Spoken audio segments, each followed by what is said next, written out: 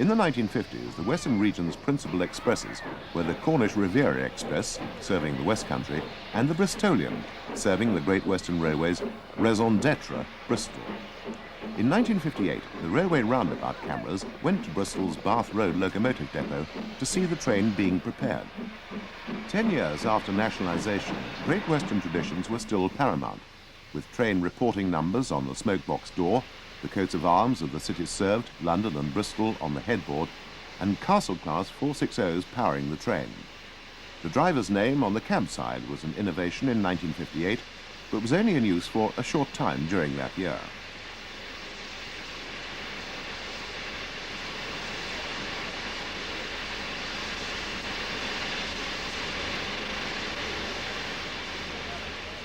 This film serves to show just how much preparation was needed for a top-link express locomotive from the days of steam. It was the driver's responsibility to ensure that all oil reservoirs were filled, known as oiling round. This also involved going under the locomotive to deal with inside valve gear and cylinders.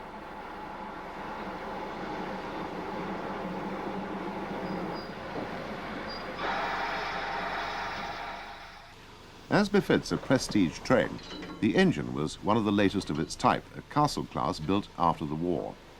It sported a flat-sided tender of the Hawksworth pattern, which was filled with water before moving off to collect its train.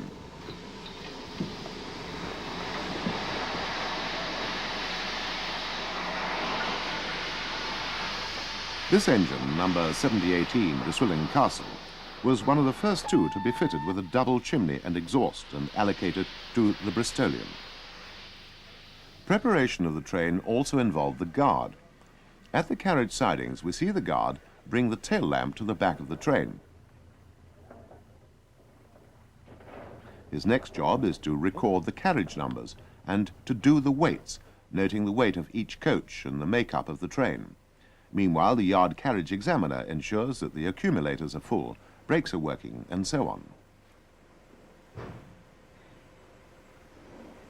Inside the train, the restaurant car staff prepares tables for afternoon tea as the train ran after lunch.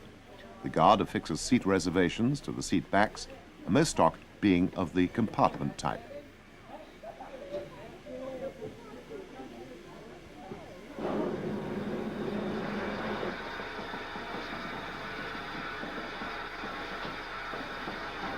With the engine coupled on, the guard gives the driver the weights. For example, 10 for 350 means 10 coaches weighing 350 tons. The train ran into Bristol Temple Meads station from the southwestern end.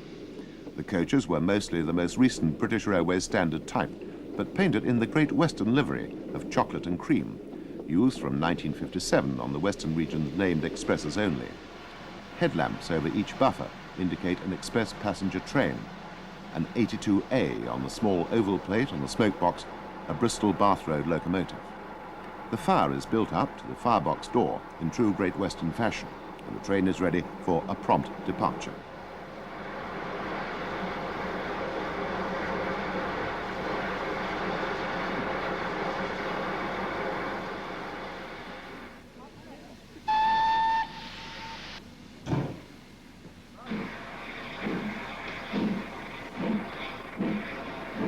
A special camera mounting was used for shots of the locomotive at work from the cab.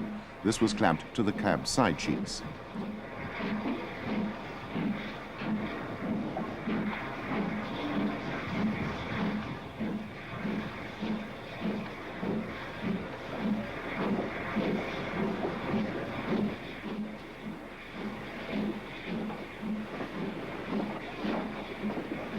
Inside the train, afternoon tea is served. The dining car was an original Great Western vehicle in this train, and uniformed attendants still gave silver service. The train ran via Filton on the Badminton route through Swindon and Reading to London. It was the only train booked to run at 100 miles an hour in the 1950s, and as such, quite a celebrity.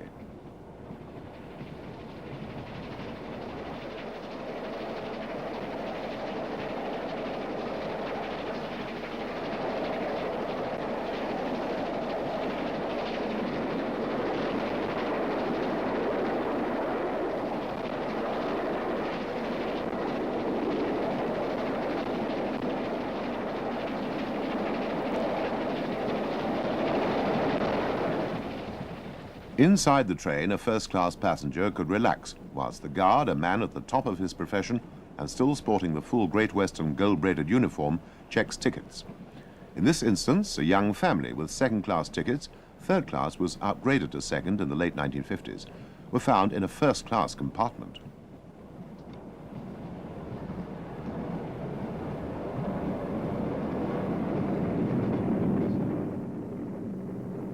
At speed, there was considerable vibration on the footplate.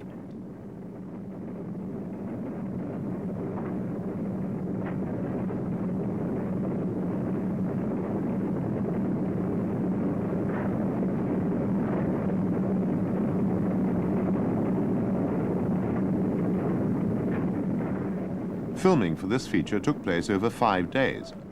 On the Friday, line-side shots were taken and resulted in this view of a king on the Bristolian. The Great Western's heaviest express engines were used on Fridays when the train weight was increased for the weekend.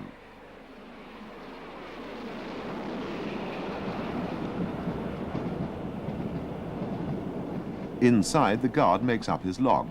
All trains were recorded in this way, information on running being compiled from this data together with signalmen's logs in the age before computers.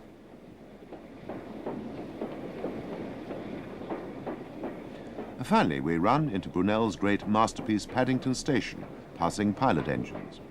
From the platform, we see the other double-chimneyed castle, Earl of Mount Edgecombe, arriving with the Crack Express.